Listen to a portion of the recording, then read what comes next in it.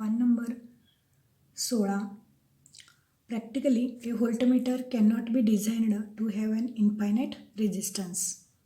तर व्होल्टमीटर हा व्यावहारिकदृष्ट्या अशासाठी बनवला जात नाही की त्याला इन्फायनाईट रेजिस्टन्स आहे असा प्रकारे, म्हणजे त्याला इन्फायनाईट रेजिस्टन्स नसतो. Question number 9. What is the potential gradient, how is it measured. तर आता इथं व्हॉट इज आता प्रश्न विचारलेला आहे. और with the neat diagram explain the principle of potentiometer. तर इथं डायग्राम दाखवलेले आहे, त्याच्यामध्ये AC ही वायरची स्मॉल लेंथ आहे, नंतर इथं cell small resistance internal resistance आणि B पॉईंट म्हणजे AB हा पोटेन्शियोमीटर वायर दाखवलेली. In figure potentiometer is a long thin uniform 4 metre long wire.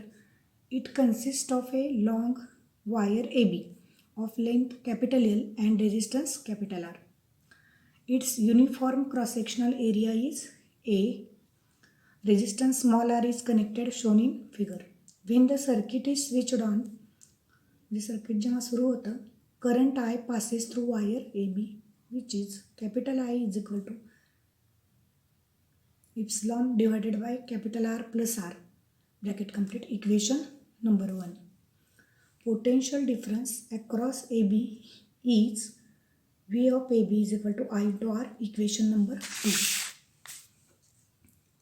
Therefore, V of AB is equal to epsilon into capital R divided by capital R plus R.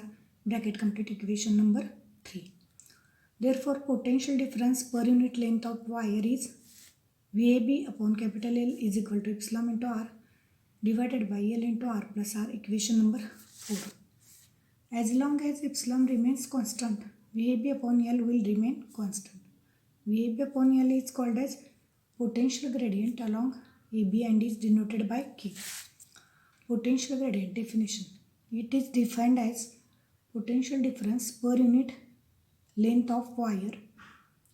Consider a point C on wire of at distance L from point A as shown in figure.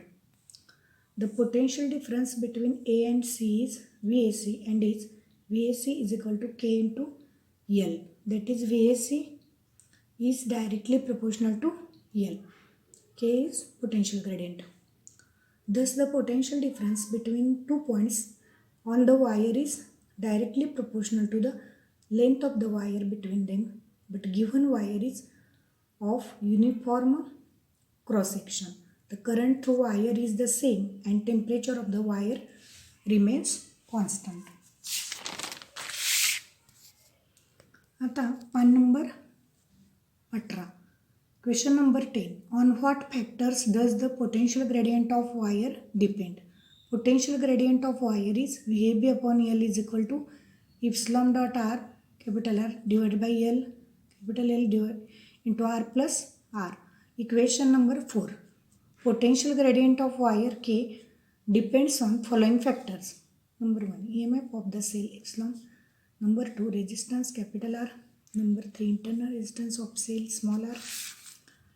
Number 4. Length of potentiometer wire capital L. And 5. Current.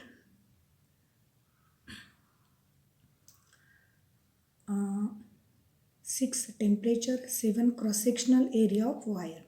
या सगळ्या फॅक्टरवरती potential gradient अवलंबून असतो. Question number 11. State uses of potentiometer. Uses number A किंवा तुम्ही 1 नंबरसुद्धा म्हणू शकता. To compare EMF of cells.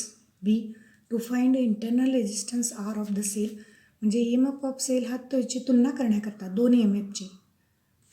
To internal resistance R of a cell. एखाद्या सेलचा इंटरनल रेजिस्टन्स काढण्यासाठी. Number C applications of potentiometer, जे पोटेन्शियोमीटरचा यूज करून घेण्यासाठी. Number 1 voltage divider. Number 2 audio control. Number 3 potentiometer as a sensor. अशा प्रकारे याचे सगळे हे युजेस दिलेले आहेत.